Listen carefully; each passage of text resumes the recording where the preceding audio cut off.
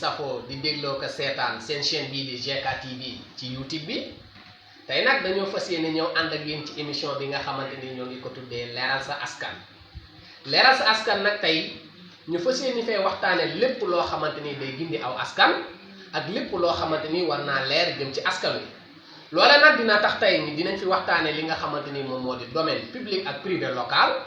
waaye dinañ fi waxtaanee li nga xamante ni moom mooy commune ak dénombrement ak li nga xamante ni moom moo di ay limitam loolu nag su ngeen déggee ñu wax ko ñu xaw ko faram-fàcce tuuti ci wolof mooy lépp loo xamante ni lu ñëpp bokk la ak li nga xamante ni kaka moom moomeelu boppam la mu jëm ci li nga xamante ni moom mooy gox bi ak gox-goxaat yi waaye itam dinañ waxtaan ci li nga xamante ni moom mooy commune bi fi nga xamante ni fa la commencé ak fa la yem ak fépp foo xamante ni fa la ay compétence am yem donc loolu nag tey dañ cee fas yéene ànd ak gan gu mat gan boo xamante ni da koy suivre gan gu maîtriser loolu noonu ngir mu fas yéene ànd ak moom ci wàll woowu noonu kon ngeen déglu suñu gan gi ñu présenté leen ko ñu continuer waaye liggéey Samba Ndiaye mi ngi gane àdduna ci atum 1997 ci Pikine fa la dooree am njàngam ci école élémentaire bu Mbom ci atum 2010 mu am CFE wéyal amul njàngam ba ci atum 2014 mu daal di am BFM am te CM bu Gent kay ginnaaw loolu it Samba Ndiaye wéyal na am njàngam ñu ngi ko orienté woon ci série S1 waaye ba mu demee ba ci première dafa viré dem fi nga xamante ni moom mooy première L2 ginnaaw loolu it mu wéyal am njàngam ba ci atum 2018 mu daal di am li nga xam ne moo di baccalauréat waaye bi mu ko amee dafa tànn li nga xamante ni moom mooy centre de formation professionnelle dem ci institut formation yooyu noonu daal di wéyal am njàngam mu fay suivre nag li ñu naan gouvernance territoriale et du développement local loole nag tey ci lañ ko bëgg a dalal xam-xamam màcc jëm ci wàllu woowu noonu ngir que mu indil ñu ci ay leeral seen gan moo ngi noonu. Voilà Ousmane Touré merci beaucoup ci dalal bi ñu dalal ak aussi initiative bi nga am pour muy rubrique bu bees di leeral sa askan. donc damay commencer nuyu waa commune bi yëpp tous les 39 villages bàyyi ma kenn maa ngi nuyu imam yi nekk ci dëkk yooyu yëpp di nuyu chef de village yi di nuyu aussi ki nga xamante ni mooy kilifa ci wàllum administration et ci wàllum justice mooy kilifa dëkk ba mooy monsieur le maire Juma Ndaw ñu ngi leen nuyu bu baax di nuyu aussi ses conseillers ak personnels yi nga xamante ni ñooy liggéey foofu di nuyu xale yi di nuyu mag ñi di nuyu ñëpp bàyyi ñu kenn di santaat bu baax tey ci dalal gi ñu dalal di ñaan yàlla sunu borom mu dimbali ñu commencé si bismillahi rahmaani rahim terminé ko ci alhamdulillahi rabbil alamin donc comme ni ma ko waxee tout à l'heure GK TV aussi maa ngi leen di remercier bu baax si initiative bi ak équipe bi yëpp léegi dañuy jàll ci première question bi jëm ci wàllum dénomination et limite des communes tey boo jëlee li ñuy naan code général des collectivités locales nga xamante ni ñu ko rédigé avec la loi 2013-10 du 28 décembre 2013 mooy code général des collectivités locales boo demee ci article 72 bi di nga fekk fi ñu naan la commune est créée par décret te bu ñu wax décret dafa nekk xaatim boo xamante ni ci président lay jógee kon tey le fait commune de Guété Kay tey mu nekk commune donc loolu ci décret la boo xamante ni président moo ko joxe waaye dafa am ci ay formulation yoo xamante ni si lañ koy joxe te laataa sax Guété Kay di nekk commune moom communauté rurale la woon waaye ba acte 3 bi ñëwee si la effacé communauté rurale donc communauté rurale amatul ci Sénégal donc léegi on parle de commune et de département yi nga xamante ni ñoom ñooy les collectivités territoriales parlant toujours de la dénomination non bi nga xamante ni moom la commune bi war a am loolu aussi c'est par décret ak chef-lieu bi aussi c'est par décret kon loolu président moo koy décider. waaw léegi ci encore ci dénomination ak limite des communes donc léegi limite yi sax moom tamit ci par décret lay doon ndax commune buñ ko kiiyee ba pare maanaam dafay am ay dëkk yoo xamante ni moom lañ koy booleel moom lay recouvrir lu ci mel ni commune de Guété Kay elle a autant pour moi regroupé en son sein plus de trentaine de villages buñ ko xoolee 39 villages donc le regroupé léegi 39 villages yi mën mu regroupé donc par décret tëbuñ tëb rek jël 39 villages boole ka commune bu Guété Kay te ci loolu aussi buñ demee ci li nga xamante ni mooy définir commune maanaam commune daa am nu ko code général des collectivités locales définir te buñ demee ci article 71 bi tey mi ngi lay wax ni la commune est une collectivité locale personne morale. Elle regroupe les habitants du périmètre d'une même localité composée de quartiers et ou de villages unis par une solidarité résultant du voisinage désireux de traiter de leur propre intérêt et capable de trouver les ressources nécessaires à une action qui leur soit particulière au sein de la communauté nationale et dans le sens de l'intérêt de la nation. Donc loolu ak li ma wax sànq ci limite bi donc buñ tënkee limite yooyu ba jël village yi ñu war a regrouper yëpp yoo xamante ni dañoo war a ànd ci kii bi ci ànd ak commune bi dañ ci xoolaale li nga xamante ni mooy est-ce que ñoom am nañu capacité mobiliser les ressources qu'il faut pour mën a développer seeni gox bi di génn. ci loolu sax boo demee ci code général des collectivités territoriales di nga dem ci article 73 bi fi muy waxee ne peuvent être constituées en commune que les localités ayant un développement suffisant pour pouvoir disposer des ressources propres nécessaires à l'équilibre du budget. Donc 39 villages yooyu yëpp ñooy booloo daal di à travers un budget li ñuy naan recette ay recettes yoo xamante ni dinañ ci mën a am ay koppar pour doxal foofu nga xamante ni mooy commune bi. Donc chaque commune ak nombre de villages bi ñu lay attribué commune de Guintékay nombre de villages bi ñu ko attribué bokkut ak commune de Boulel nombre de villages bi ñu ko attribué. ainsi boo demoon Boulel dans la région de Kaffrine foofu ay cinquantaine de villages la léegi bokkuñu ak bi ñu demee aussi toujours dans la région de Kaffrine Kayi foofu ay vingtaine de villages kon kookoo gën a tuuti de toute façon moom pour nga nekk commune moom foog nga mën a am capacité wu am autonomie financière wu mën a doxal sa gox loolu dañuy wax libre administration. te toujours ci article 73 boobu mënoo aussi nekk commune te amoo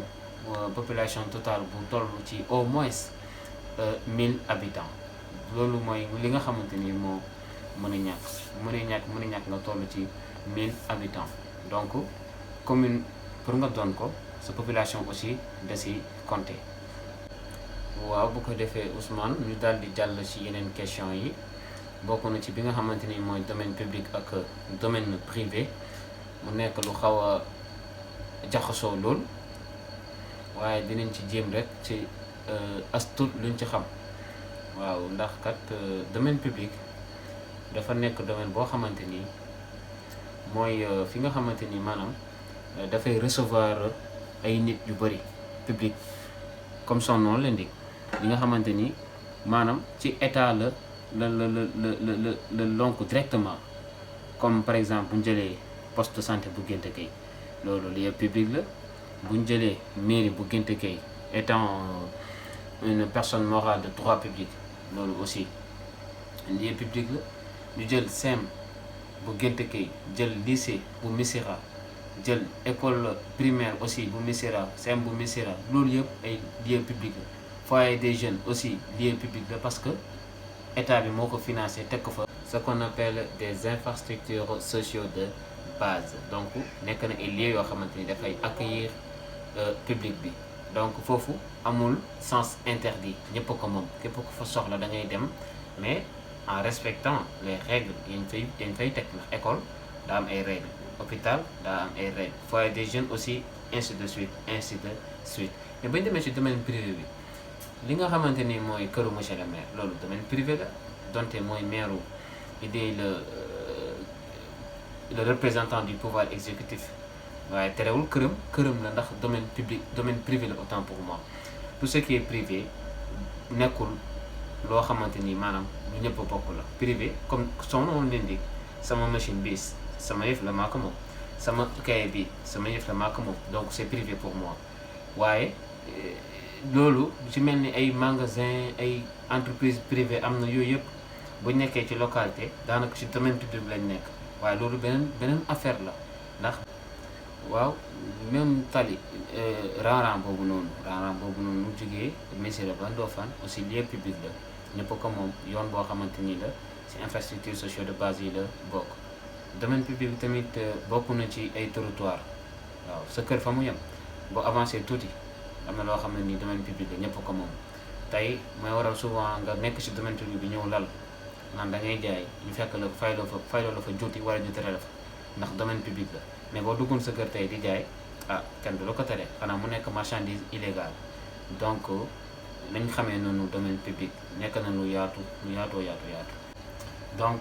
aussi il y a une relation ak domaine public ak domaine privé nañu xool la plupart du temps avant domaine privé di nekk domaine privé ci domaine public la nekkoon comme bu ñu xoolee tey lotissement yooyu noonu mais mooy ñëw lotissé daal di teg ay kiyam nga ñëw fay frais de bornage ak tout nga daal di am say kayit léegi mu nekk loo xam ne da la légal léegi foo nekk foo xamante ni parc la wala mu nekk loo xamante ni dafa nekk ci domaine public bi nga yaa xam moom te amoo këyit bu koy firndeel xamal ni donc domaine public la saa su ne état war na mu am na sañ ñu jël si ko ba ci tool yeeg ci lépp kon lu xaw a jaxasoo la ci wàllum ce qu'on appelle les titres fonciers exactement temps yi bëri na fi coow lool ci réew mi du ma si sori voilà donc dañuy jàllaate ci beneen question bi nga xamante ni moo jëm ci wàllum organisation et fonctionnement d'une commune donc maire bi nga xamante ni moo yore wàllum pouvoir exécutif bi ak conseil municipal yi nga xam ne ñooy organe délibérant bi maire bi moom lépp loo xamante ni dafa jëm ci wàllum doxalin ci wàllum ñoŋal koom-koom wala askan wi wala lu jëm ci environnement bi côté social bi yëpp loolu maire bi moo ko war a présider à travers des projets mais ci biir loolu dafa war a ànd ak organe délibérant bi mooy conseil municipal yi ñooñu ñoo koy surveiller même bu ñuy voter budget aussi il doit avoir la présence des conseils municipaux bu amul ab seen approbation ñoom buñ nanguwul budget bi kenn du ko voter donc dafa am solo ci biir fonctionnement it ba léegi mais dafa am na muy doxee ci wàllum budget ndax budget mooy doxal commune te budget dafa am na mu demee mu nekk lu yaatu aussi boo budget ak nomenclature ni ñoo ànd te commune dafa am nomenclature boppam lépp loo xamante ni maanaam dafa nekk ci commune di am recette wala jëm ci wàllum dépense rek boo xoolee nomenclature bi di nga ko budget boobu tamit dafa am rubrique fonctionnement am rubrique investissement am dépense de fonctionnement am dépense d'investissement donc noonu la demee te loolu mairie bi ak ses conseillers personnels yi daal ñoom ñoo koy voté sous la présence d'un représentant de l'État donc budget bi noonu la demee je pense que xanaa Ousmane dina waayal beneen rubrique boo xamante ni pour uniquement budget lay doon ndax dafa yaatu léegi bu ñu demee ci li nga xamante ni mooy les compétences parce que mairie dafa am les compétences yuñ ko attribué bu ñu ñëwee ci loi 9607 du 22 mars 1996 portant transfert de compétences et ses décrets d'application léegi ci biir loolu mairie dañ transféré ay compétences léegi compétences yooyu boo demee tey ci code général des collectivités pour jàppale mairie yi ci compétence 9 domaines de compétences yu ñu leen transféré boo demee ci article 282 320 ak 323 ñooy def principe de compensation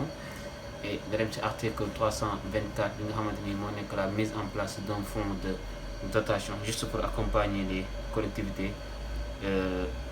territoriales comme la commune léegi 9 domaines de compétences yooyu benn mu ngi ci la gestion et l'utilisation du domaine privé et du domaine public l'environnement et la gestion des ressources naturelles nga ñëw ci la santé, la population et l'action sociale, la jeunesse, le sport et les loisirs, la culture, l'éducation, l'alphabétisation, etc. La planification, l'aménagement et l'urbanisme et l'habitat. Donc loolu moo nekk 9 domaines de compétences yi léegi pour état mën leen accompagner da leen defal benn fonds de rotation boo xam ne chaque année dañ leen koy verser ci seen i compte loolu lay waral donc mooy loolu lay jàppale donc collectivités yi ndax ñu mën a développer seen i 9 domaines de compétences yooyu noonu boole ko ak seen budget de fonctionnement bi nga xamante ni moom la ñuy am di ko yore waaw mu nekkoon tuuti ci wàllum budget. donc mbokki GK TV dañ fi yemale jotaay bi ba beneen yoon te ngeen xam ni lépp lu ci dëng si sunu jëmm ju xew bu gii la lépp lu ci jub rek ñu teg ko su loxoy sunu borom GK TV jërë ngeen jëf.